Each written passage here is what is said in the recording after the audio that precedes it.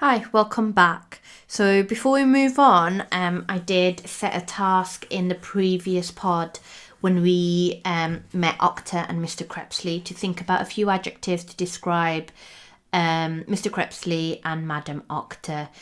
It would have been great if you selected any quotations to support those words, because quotations are really, really important. Evidence is really important, especially when we are reading texts and looking at characters, to be able to back your answers up.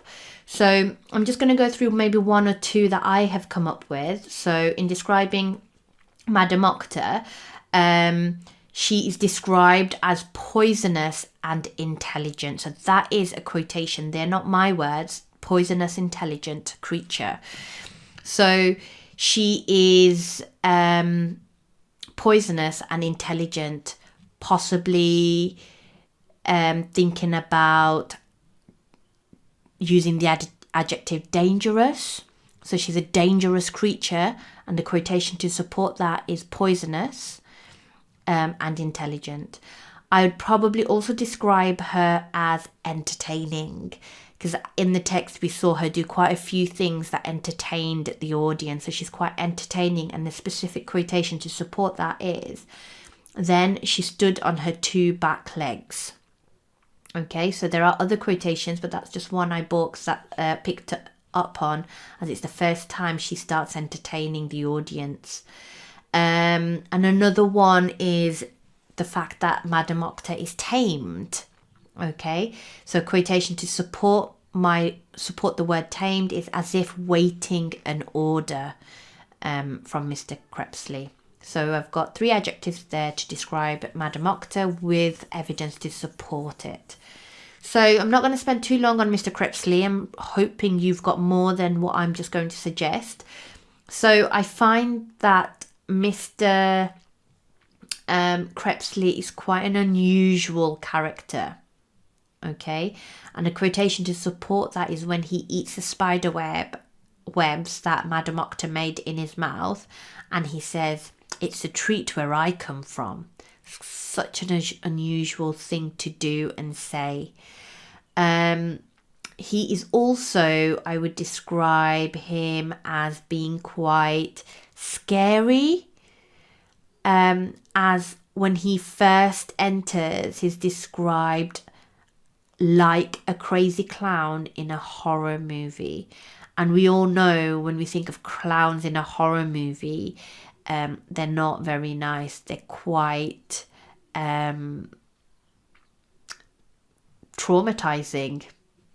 You know, children do not like clowns, and especially if it's in a horror movie, they're quite scary.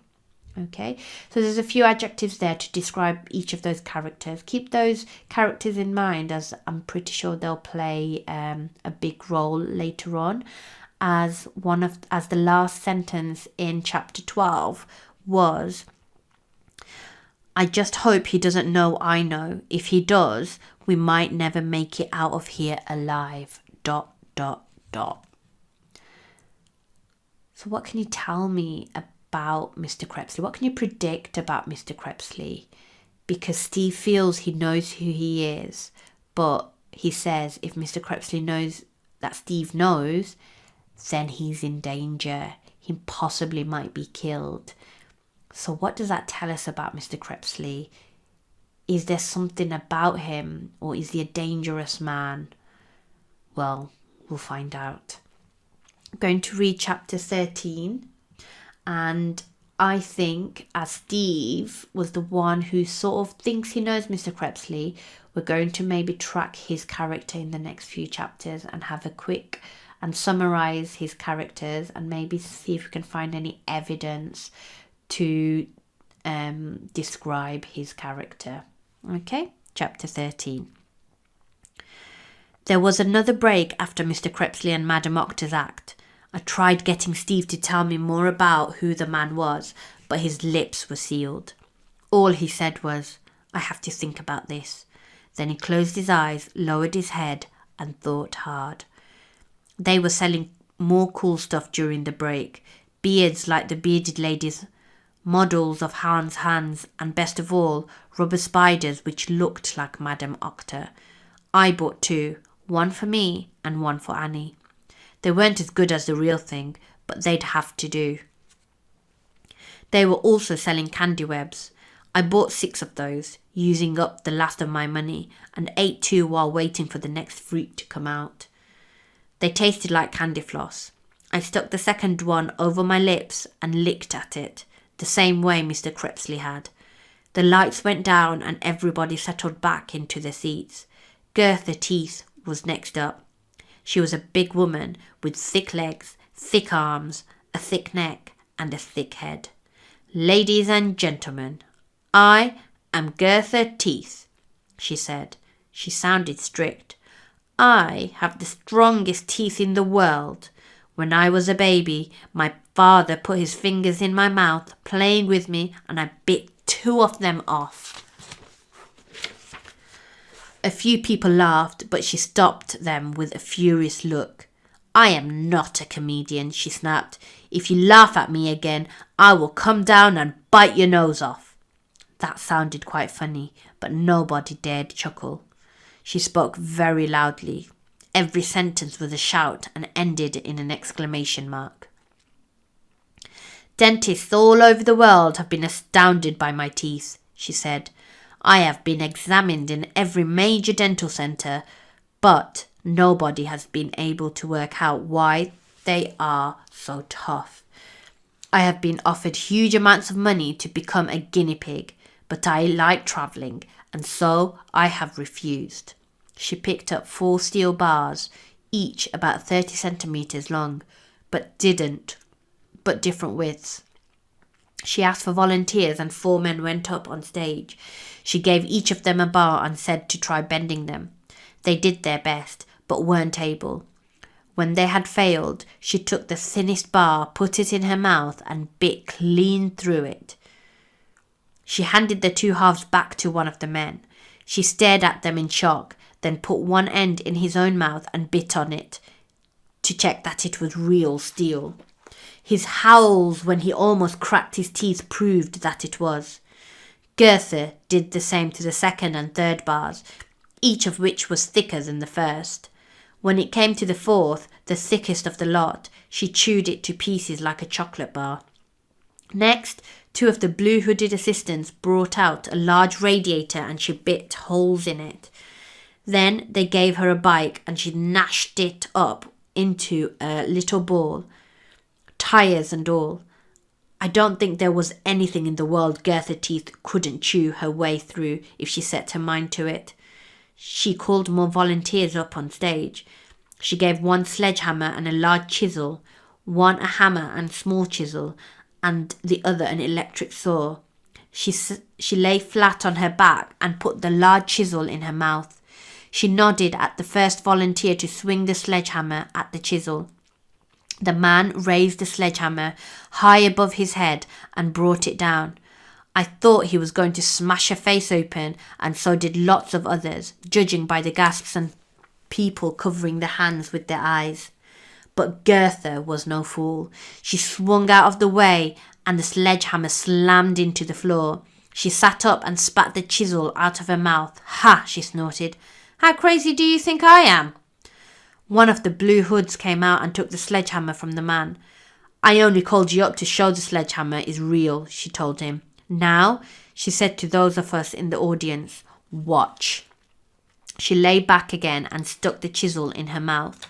The blue hood waited a moment, then raised the sledgehammer high and swung it down faster and harder than the man had. It struck the top of the chisel, and there was a fierce noise. Gertha sat up. I expected to see teeth falling out of her mouth, but when she opened it and removed the chisel, there wasn't much as a crack to be seen. She laughed and said, "Ha! You thought I had bitten off more than I could chew." She let the second volunteer go to work, the one with the smaller hammer and chisel. She warned him to be careful of her gums, then let him position the chisel on her teeth and whack away at them. He nearly hammered his arm off, but he wasn't able to harm them. The third volunteer tried sawing them off with the electric saw. She ran the saw from one side of her mouth to the other and sparks were flying everywhere. But when he put it down and the dust cleared, Gertha's teeth were as white, gleaming and solid as ever. The twisting twins, Sieve and Caesar, came on after her. They were identical twins and they were contortionists like Alexander Ribs. Their acts involved twisting their bodies around each other so they looked like one person with two fronts inside of a back, or two upper bodies and no legs. They were skillful and it was pretty interesting but dull compared to the rest of the performers. When Sieve and Caesar were finished, Mr. Tall came out and thanked us for coming. I thought the freaks would come out again and line up in a row, but they didn't. Instead, Mr. Tall said we could buy more stuff at the back of the hall on our way out. He asked us to mention the show to our friends. Then he thanked us again for coming and said that the show was over. I was a bit disappointed that it had ended so weakly, but it was late and I suppose the freaks were tired. I got to my feet, picked up the stuff I'd bought and turned to say something to Steve. He was looking behind me up at the balcony, his eyes wide. I turned to see what he was looking at, and as I did, people behind us began to scream. When I looked up, I saw why. There was a huge snake up on the balcony, one of the longest I had ever seen, and it was sliding down one of the poles towards the people at the bottom. Chapter 14. The snake's tongue flicked in and out of its mouth, and it seemed mighty hungry. It wasn't very colourful, dark green with a few flecks of bright colours here and there, but it looked deadly. The people beneath the balcony ran back towards their seats. They were screaming and dropping stuff as they ran. A few people fainted and some fell and were crushed. Steve and me were lucky to be near the front. We were the smallest people in the theatre and would have been trampled to dust if we'd been caught in the rush. The snake was about to slither onto the floor when a strong light fixed itself to the snake's face. The reptile froze and stared into the light without blinking. People stopped running and the panic died down. Those who had fallen pulled themselves back to their feet and fortunately nobody appeared to be hurt. There was a sound behind us. I turned to look back at the stage. A boy was up there. He was about 14 or 15. Very thin, with long yellowy green hair. His eyes were oddly shaped, narrow, like the snake's. He was dressed in a long white robe. The boy made a hissing noise and raised his arms above his head. The robe fell away and everybody who was watching him let out a loud gasp of surprise. His body was covered in scales. From head to toe he sparkled, green and gold and yellow and blue. He was wearing a pair of shorts but nothing else. He turned around so we could see his back, and that was the same as the front except a few shades darker. When he faced us again, he lay down on his belly and slid off the stage, just like a snake. It was then that I remembered the snake boy on the flyer and put two and two together. He stood when he reached the floor and walked towards the back of the theatre. I saw as he passed that he had strange hands and feet. His fingers and toes were joined to each other by thin sheets of skin. He looked a bit like that monster I saw in an old horror film, the one who lived in the Black Lagoon. He stopped a few meters away from the pillar and crouched down. The light which had been blinding the snake snapped off and it began to move again. Sliding down the last stretch of pole, the boy made another hissing noise and the snake paused. I recalled reading somewhere once that snakes can't hear but can feel sound. The snake boy shuffled a short bit to his left, then his right. The snake's head followed him, but didn't lunge. The boy crept closer to the snake until he was within its range. I expected it to strike and kill him, and I wanted to scream at him to run. But the snake boy knew what he was doing. When he was close enough, he reached out and tickled the snake beneath its chin with his old webbed fingers. Then he bent forward and kissed it on the nose. The snake wrapped itself around the boy's neck. It coiled about him a couple of times, leaving its tail draped over his shoulder and down his back like a scarf. The boy stroked the snake and smiled. I thought he was going to walk through the crowd, letting the rest of us rub it, but he didn't. Instead, he walked over to the side of the theatre, away from the path to the door. He unwrapped the snake and put it down on the floor, then tickled it under its chin once more. The mouth opened wide this time, and I saw its fangs. The snake boy lay down on his back a short bit away from the snake, then began wriggling towards it. No, I said softly to myself. Surely he's not going to. But yes, he stuck his head in the snake's wide open mouth. The snake boy stayed inside the mouth for a few more seconds, then slowly eased out. He wrapped the snake about him once more and then rolled around and around until the snake covered him completely except for his face. He managed to hop to his feet and grin. He looked like a rolled up carpet. And that, ladies and gentlemen, said Mr. Tall from the stage behind us, really is the end. He smiled and leapt from the stage, vanishing in mid-air in a puff of smoke. When it cleared, I saw him by the back of the theatre holding the exit curtains open. The pretty ladies and mysterious blue-hooded people were standing to his left and right, their arms loaded with trays full of goodies. I was sorry I hadn't saved some of my money. Steve said nothing while we were waiting. I could tell from the serious look on his face that he was still thinking, and from past experience, I knew there was no point trying to talk to him. When Steve went into one of his moods, nothing could jolt him out of it. When the rows behind us had cleared out, we made our way to the back of the theatre. I brought the stuff I bought with me. I also lugged Steve's gift, because he was so wrapped up in his thoughts he would have dropped them or left them behind. Mr. Tall was standing at the back, holding the curtains open, smiling at everyone. The smile widened when we approached. "Well, boys," he said, "did you enjoy the show?" "It was fabulous," I said. "You weren't scared?" he asked. "A little," I admitted, "but no more than anybody else." He laughed. "You're a tough pair," he said. There were people behind us, so we hurried on, not wanting to hold them up. Steve looked about when we entered the short corridor before the two sets of curtains, then leaned over and whispered in my ear, "Go back by yourself." "What?"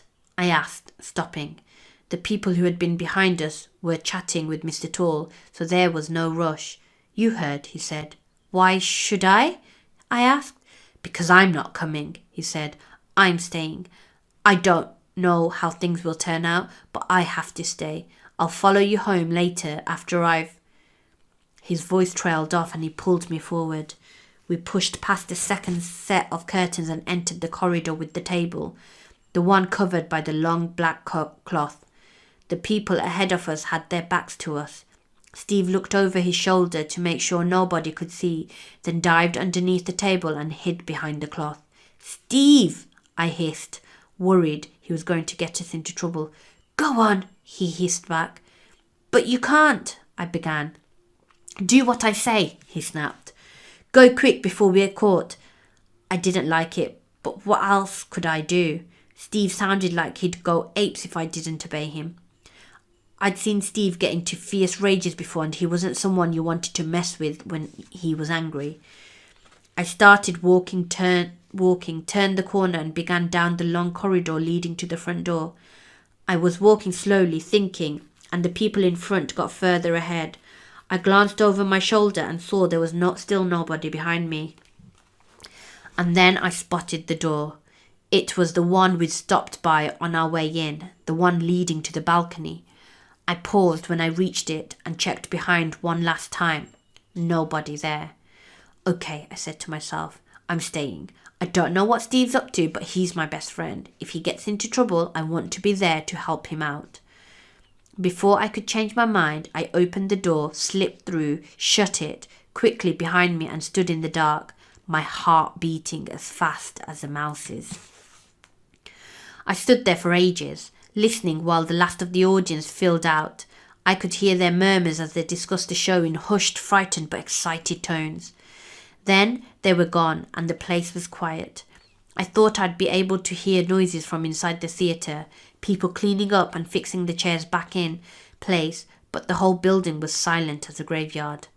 I climbed the stairs. My eyes had got used to the dark and I could see pretty well. The stairs were old and creaky and I was half afraid they would snap under my feet and send me hurtling to my death, but they held. When I reached the top, I discovered I was standing in the middle of the balcony. It was dusty and dirty up here and cold too. I shivered as I crept down towards the front. I had a great view of the stage. The lights were still on and I could see everything in perfect detail. Nobody was about. Not the freaks, not the pretty ladies, not the blue hoods, not Steve. I sat back and waited. About 5 minutes later, I spotted a shadow creeping slowly towards the stage. It pulled itself up, then stood and walked to the centre where it stopped and turned around. It was Steve. He started towards the left wing, then stopped and set off towards the right. He stopped again. I could see him chewing on his nails, trying to decide which way to go. Then a voice came from high above his head. "Are you looking for me?" it asked. A figure swooped down onto the stage, its arms out to its side, a long red cloak floating behind it like a pair of wings. Steve nearly jumped out of his skin when the figure hit the stage and rolled into a ball. I toppled backwards, terrified. When I rose to my knees again, the figure was standing and I was able to make out its red clothes, orange hair, pale skin, and huge scar. "Mr. Krepsley!" Steve tried speaking, but his teeth were shaking too much. "I saw you watching me," Mr. Krepsley said. "You gasped aloud when you first saw me. Why?" Because I know who you are," Steve stuttered, finding his voice. "I am Lawton Krepsley," the creepy-looking man said. "No," Steve replied. "I know who you really are." "Oh," Mr. Krepsley smiled, but there was no humour in it. "Tell me, little boy," he sneered, "who am I really?" "Your real name is Verhofsten," Steve said, and Mr. Krepsley's jaw dropped in astonishment. And then Steve said something else, and my jaw dropped too. "You're a vampire," he said, and the silence which followed was as long as it was terrifying. Chapter 15. Mr. Krepsley, or Verhofsten, if that was his real name, smiled. "So," he said, "I have been discovered. I should not be surprised. It had to happen eventually. Tell me, boy, who sent you?" "Nobody," Steve said. Mr. Krepsley frowned. "Come, boy," he growled, "do not play games. Who are you working for? Who put you on to me, and what do you want?" "I'm not working for anybody," Steve insisted. "I've lots of books and magazines at home about vampires and monsters. There was a picture of you in one of them." "A picture?" Mr. Krepsley asked suspiciously. "A painting," Steve replied. "It was done in 1903 in Paris. You were with a rich woman. The story said the two of you almost married, but she found out you were a vampire and dumped you." Mr. Krepsley smiled. "As good a reason as any. Her friends thought she was inventing a fantastic story to make herself look better." "But it wasn't a story, was it?" Steve asked. "No," Mr. Krepsley agreed. "It was not." He sighed and fixed Steve with a fierce gaze.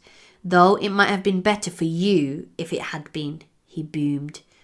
If I'd been in Steve's place, I would have fled as soon as he said that, but Steve didn't even blink. "You won't hurt me," he said. "Why not?" Mr. Krepsley asked. "Because of my friend," Steve said. "I told him all about you, and if anything happens to me, he'll tell the police." "They will not believe him," Mr. Krepsley snorted. "Probably not," Steve agreed. "But if I turn up dead or go missing, they'll have to investigate." You wouldn't like that. Lots of police asking questions, coming here in the daytime. Mr. Krepsley shook his head with disgust. Children, he snarled. I hate children. What is it you want? Money? Jewels? The right to publish my story? I want to join you, Steve said. I nearly fell off the balcony when I heard him. Join him? What do you mean, Mr. Krepsley asked, as stunned as I was. I want to become a vampire, Steve said. I want you to make me a vampire and teach me your ways. You are crazy, Mr. Krepsley roared. No, Steve said, I'm not. I cannot turn a child into a vampire, Mr. Krepsley said. I would be murdered by the vampire generals if I did. What are the vampire generals? Steve asked. Never you mind, Mr. Krepsley said. All you need to know is it cannot be done. We do not blood children. It creates too many problems. So don't change me straight away, Steve said. That's okay. I don't mind waiting. I can be an apprentice. I know vampires often have assistants who are half human, half vampire. Let me be one. I'll work hard and prove myself, and when I'm old enough... Mr. Krepsley stared at Steve and thought it over. He clicked his fingers while he was thinking, and a chair flew up onto the stage from the front row. He sat down on it and crossed his legs. Why do you want to be a vampire? He asked. It is not much fun. We only come out at night. Humans despise us. We have to sleep in dirty old places like this. We can never marry or have children or settle down. It is a horrible life. I don't care, Steve said stubbornly. Is it because you want to live forever? Mr. Krepsley asked. If so, I must tell you, we do not. We live far longer than humans, but we die all the same, sooner or later. I don't care, Steve said again. I want to come with you. I want to learn. I want to become a vampire. What about your friends? Mr. Krepsley asked. You would not be able to see them again. You would have to leave school and home and never return. What about your parents? Would you not miss them? Steve shook his head miserably and looked down at the floor. My dad doesn't live with us, he said softly. I hardly ever see him. And my mum doesn't love me. She doesn't care what I do. She probably won't even notice I'm gone. That is why you want to run away, because your mother does not love you. Partly, Steve said. If you wait a few years, you will be old enough to leave by yourself, Mr. Krepsley said. I don't want to wait, Steve replied. And your friends? Mr. Krepsley asked again. He looked quite kind at the moment, though still a bit scary. Would you miss the boy you came with tonight? Darren? Steve asked, then nodded. Yes, I'll miss my friends, Darren especially, but it doesn't matter. I want to be a vampire more than I care about them. And if you don't accept me, I'll tell the police and become a vampire hunter when I grow up. Mr. Krepsley didn't laugh. Instead, he nodded seriously. You have thought this through? He asked. Yes, Steve said. You are certain it is what you want? Yes, came the answer. Mr. Krepsley took a deep breath. Come here, he said.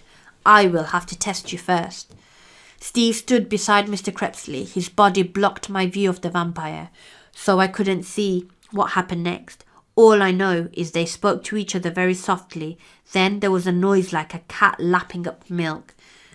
I saw Steve's back shaking and I thought he was going to fall over, but somehow he managed to stay upright.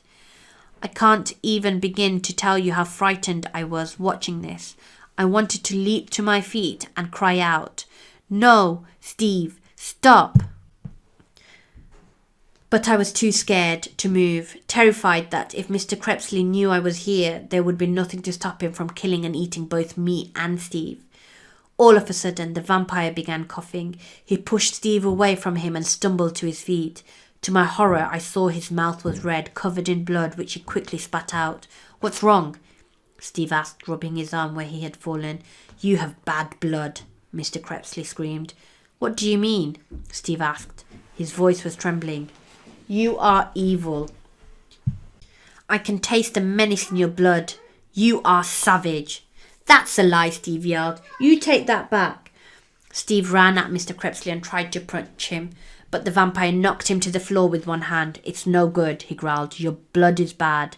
You can never be a vampire. Why not? Steve asked. He had started to cry. because vampires are not the evil monsters of lore, Mr. Krepsley said. We respect life. You have a killer's instinct, but we are not killers. I will not make you a vampire, Mr. Krepsley insisted. You must forget about it. Go home and get on with your life. No, Steve screamed. I won't forget. He stumbled to his feet and pointed a shaking finger at the tall, ugly vampire. I'll get you for this, he promised.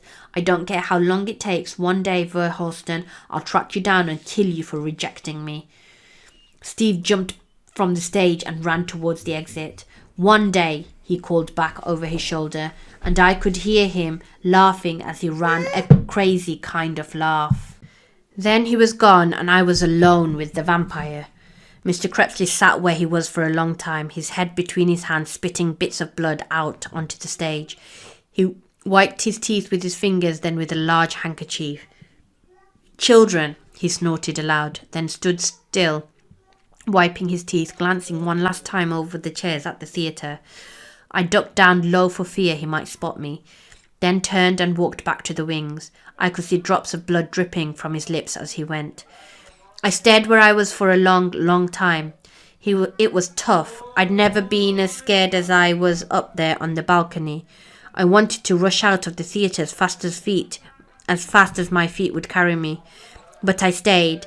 I made myself wait until I was sure none of the freaks or helpers were about, then slowly crept back up the balcony, down the stairs, into the corridor, and finally out into the night. I stood outside the theatre for a few seconds, staring up at the moon, studying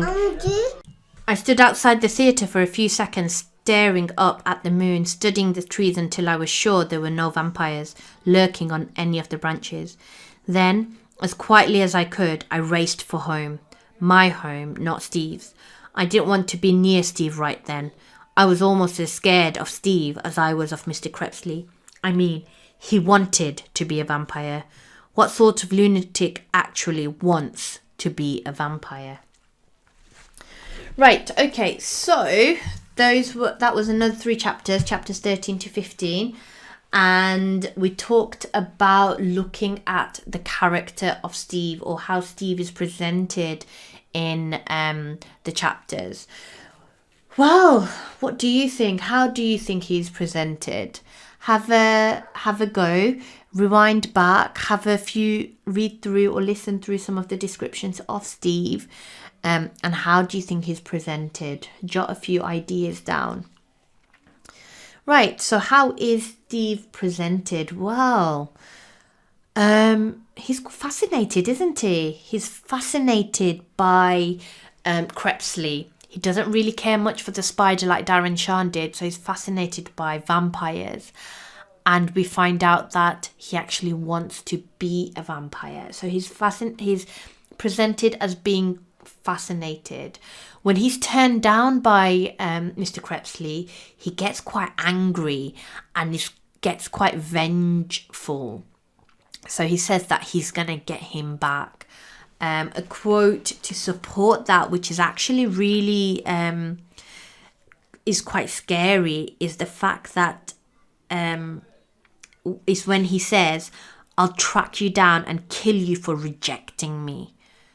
Oh, that sends a shiver down my spine, because that's what he's saying to a vampire that could literally kill him. Okay, so he's quite vengeful, and by the looks of it, he's quite fearless as well. So those are a few ideas. You may have others. See if you can support your adjective of Steve, your presentation of Steve with the quotation. Think about his family life. Why does he want to be a vampire? He says he's not seen his dad and his mum doesn't love him. Okay, so maybe he feels unloved and unwanted, and as a result he's looking for another way to be part of something. And it's quite sad, actually. You feel a little bit of sympathy for Steve. Right, I'm going to sort of throw in another reciprocal role, the role of reviewing. So when we review what we have read.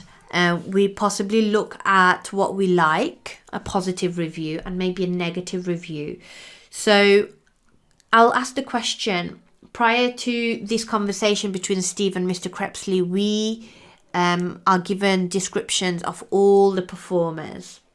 Which performer or which performers did you like? Okay, so have a think about that question and jot down your ideas. You're reviewing your response as a result of reading or listening to the different performers. And which performers did you not like? So which ones did you like? Which ones did you not like? And give us a reason. See if you can find and pick a quotation from the text to support your answer. Okay, that's enough from me today. And I hope you join me for the rest of the story. Thank you and see you soon.